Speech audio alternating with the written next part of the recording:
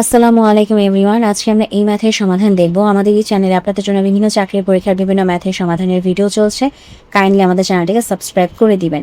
তো চলুন এখন আমরা আমাদের আজকের সমাধানে নেমে পড়ি।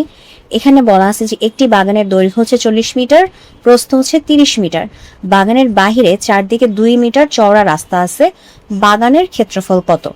ওকে, একটু ইমাজিন করেন কি বলছে, একটা বাগান আছে, ঠিক আছে, একটা বাগান, এটা মনে করেন সে বাগানটা, যে বাগানের দৈর্ঘ্য হচ্ছে আমাদের 40 মিটার, প্রস্থ হচ্ছে 30 মিটার, গেল এতটুকু কাহিনী।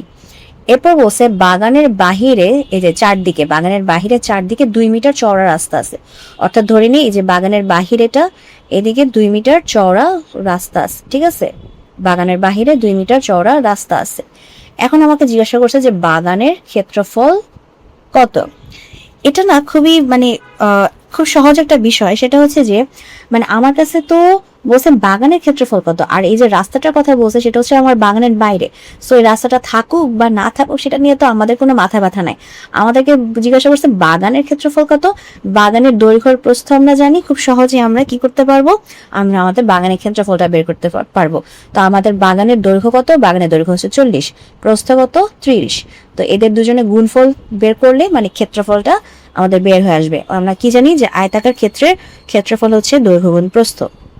যেহেতু আমাদের বাগানটা আয়তাকার দৈর্ঘ্যে রয়েছে, বা যদি আমাদের কখনো উল্লেখ করা না থাকে আমরা বাই ডিফল্ট আয়তাকার ক্ষেত্র ধরে নিই। সো এখন হচ্ছে আমাদের এই দৈর্ঘ্য গুণ প্রস্থ করলেই আমাদের ক্ষেত্রফলটা বের হয়ে আসবে, বাগানের ক্ষেত্রফলটা বের হয়ে আসবে। এটাই হচ্ছে আমাদের আজকের কোশ্চেনের সমাধান। তো যদি ভিডিওটি ভালো লাগে অবশ্যই ভিডিওতে লাইক দিবেন, চ্যানেলটিকে সাবস্ক্রাইব করবেন। ভালো থাকবেন।